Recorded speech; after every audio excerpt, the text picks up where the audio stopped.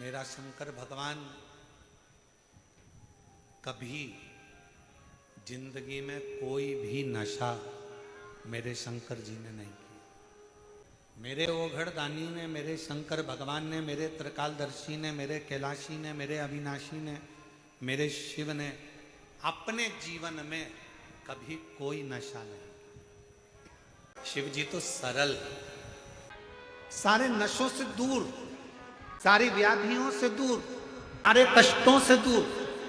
शिव महापुराण की कथा तो ये तक कहती है कि अगर जिंदगी में कोई नशा करने वाला व्यक्ति हो ना, जिसको बहुत दारू का नशा या चिलम का नशा या चरस का नशा या अन्य अन्य नशे, किसी को बहुत नशे ज़्यादा करता हो और कोई नशे से युक्त अगर व्यक्ति है, बहुत नशेला व्यक्ति है, बहुत नशे में डूबने वाला अगर कोई व्यक्ति है, तो शिव महापुराण की कथा तो यहाँ तक कहती है कि बेल पत्र के बीच वाले पत्ते पर, बेल पत्र के अगर बीच वाले पत्ते पर गौ माता का घृत, गाय के दूध से बना हुआ घी अगर बीच वाले पत्ते पर लगाकर शंकर भगवान को समर्पित करा जाए और वही पत्ते को उठाकर, उसी पत्ते को उठाकर भगवान शिव जी का कृतिवशेश्वर नाम लेकर अगर वही पत्ता उठाकर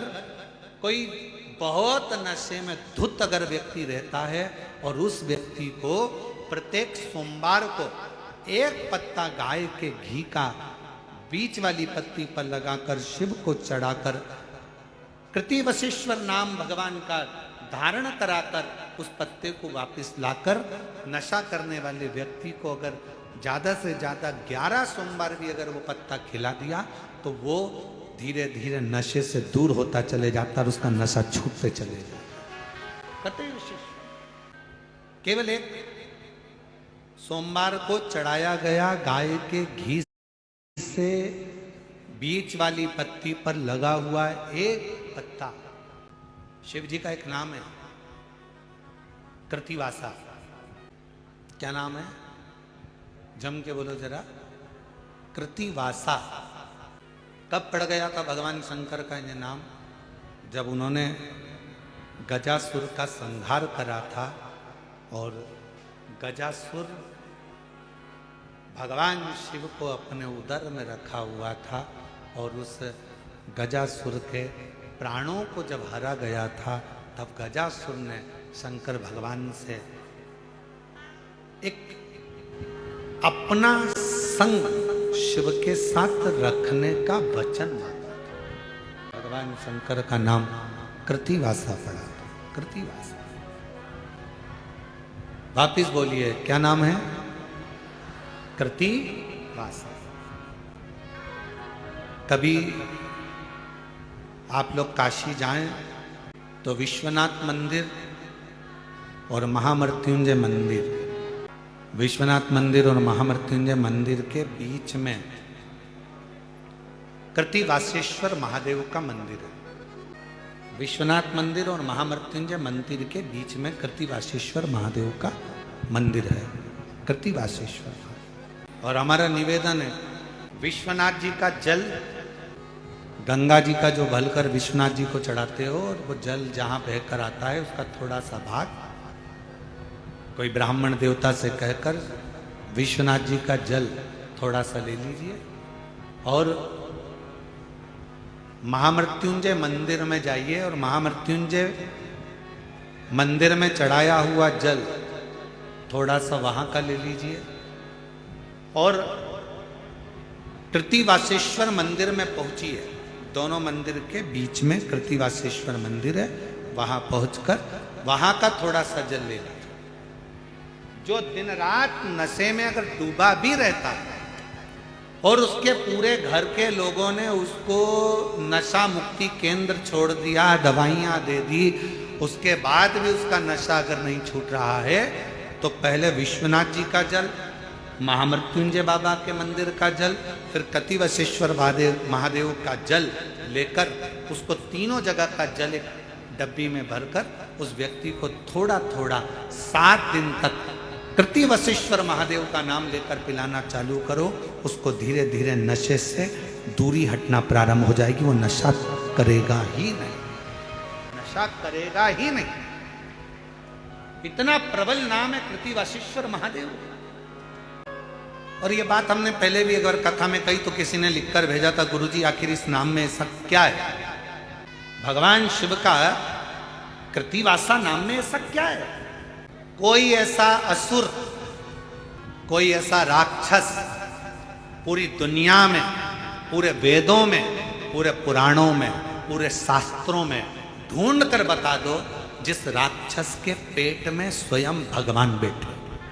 कोई दुनिया का सारे वेद उठा लो, सारे पुराण उठा लो, सारे शास्त्र उठा लो, तुम्हारी मर्जी पड़े उतने उपनिषद उठा लीजिए, सारे शास्त्र छान मारिए, सारे वेद, सारे पुराण उठाकर देख लीजिए, कोई असुर, कोई राक्षस ऐसा नहीं मिलेगा जिसके पेट में स्वयं शंकर जी या कोई देवता भगवान उसके पेट में बैठे हों।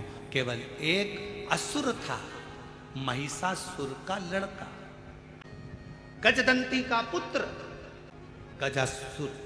पूरे असुरों में केवल एक असुर ऐसा है जिसके पेट में स्वयं शंकर भगवान को बैठना पड़ा, स्वयं शिव। कितने ज्योतिर्लिंग होते हैं? जम के बोलो, जम के।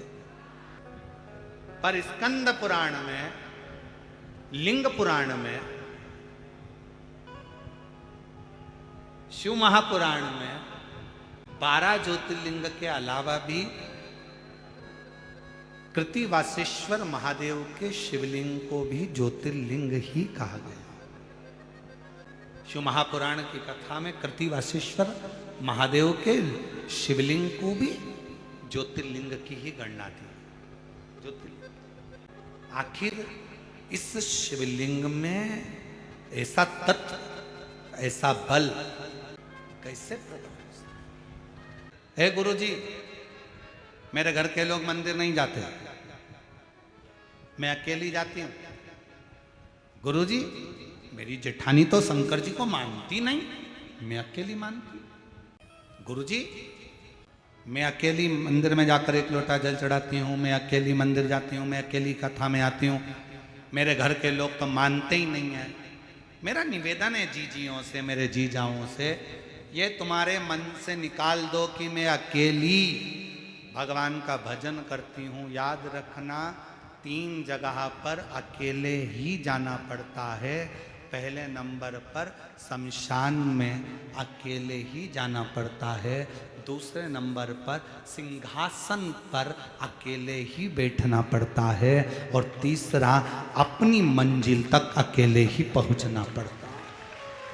और फिर कहूँ इस व्यासपीठ के माध्यम से, आपके नजदीक में अगर कहीं शिव महापुराण की कथा मिल रही हो, 300-400 किलोमीटर के दायरे में भी अगर कहीं कथा हो रही हो, एक छाता, एक दरी, एक ओढ़ने का कम्बल, पानी की 2 बोतल साथ लेकर बाबा के पंडाल में पहुंचकर बाबा की कथा का दिल से रसपान करो, भूमि को नमन करो और भाव से बाबा से प्रार्थना करो, मेरा कुबरेश्वर बाबा 3 महीने में तुम्हारी झोली जरूर भरेगा, ये निश्चित।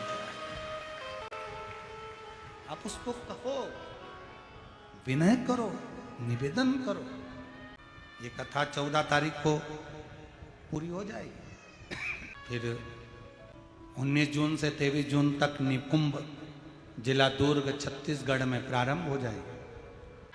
फिर 27 जून से 2 जुलाई तक बेजापुर, जिला छत्रपति संभाजी नगर में, महाराष्ट्र में फिर कथा प्रारंभ हो जाएगी। शिव शिव है, शंभु शंभु है। कहो उससे, हृदय से शिव को पुकारो, शिव से कहो, हृदय से प्रार्थना। गजदंती ने गजासुर को जन्म दिया, गजासुर, और अपने बेटे को, गजासुर को, गजदंती ने उपदेश दिया कि तुम माना कि असुर की संतान हो, असुर के पुत्र हो, असुर के बेटे हो, पर याद रखना कि शिव भक्ति से दूर मत हो। याद रखना मेरी जीजियों, मेरे जीजाओं, मेरी बेटियों, बेटाओं, मेरी माताओं, मेरे भाई, याद रखना जो शंकर भगवान के मंदिर में जाकर एक लोटा जल चढ़ाता है, जो शिव महापुराण की कथा में डूबा रहता है, जो भगवान शंकर के मूल मंत्र श्री शिवाय नमस्तुभ्यं को जपता रहता है, जो पंचाक्षर मंत्र नमः शिवाय को जपता रहता है, जो षडाक्षर मंत्र ओम नमः शिवाय को जपता रहता है, जो महामृत्युंजय मंत्र का स्मरण करता रहता है, मेरे शंकर भगवान कहते हैं गजासुर, उनके अंदर मैं एक तेज दे देता हूं, उस तेज के कारण उनके शरीर से भी एक अग्नि की किरण निकलती रहती है, जो संसार के लोगों का पाप समाप्त करती चली जाती है। पाप समाप्त। गजासुर के पेट में शिव विराजमान हो गए। पार्वती ढूंढ रही है मेरे प्रभु कहां है, मिलते नहीं, कहां चले गए, ढूंढते ढूंढते थक गई। भगवान नारायण के पास पार्वती जी, लक्ष्मी नारायण दोनों विराजमान थे। कहा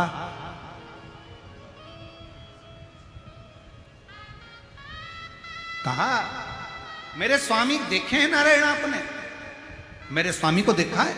भगवान विष्णु ने कहा मां दीदी चिंता मत करो, गजासुर के पेट में स्वयं भगवान शंकर विराजमान है, मिलेंगे कैसे, आप चिंता मत करो। भगवान नारायण तो मदारी का रूप रख लिए, नंदी को नाचना सिखा दिया। नंदी नाचते हुए भगवान सुंदर नारायण वेणु का नाद करते हुए गजासुर के सामने पहुंच गए। गजासुर ने जैसे ही मदारी का खेल देखा प्रसन्न हो गया। गजासुर ने कहा ऐसा खेल मैंने कभी जिंदगी में नहीं देखा, मांगो तुम्हें क्या चाहिए। भगवान नारायण मुस्कुराए, कहा मैं मांगूंगा तुम दे दोगे? हाँ दे देंगे, मांगो क्या चाहिए। फिर नारायण ने कहा वचन दो पहले। किसका वचन? शिव का वचन दो। गजासुर कहता है मैं दुनिया के सारी सौगंध खा सकता हूं पर शंकर की सौगंध कभी नहीं खाऊंगा, शिव की सौगंध कभी नहीं खाना चाहिए, मैं शंकर की सौगंध कभी नहीं खाऊंगा।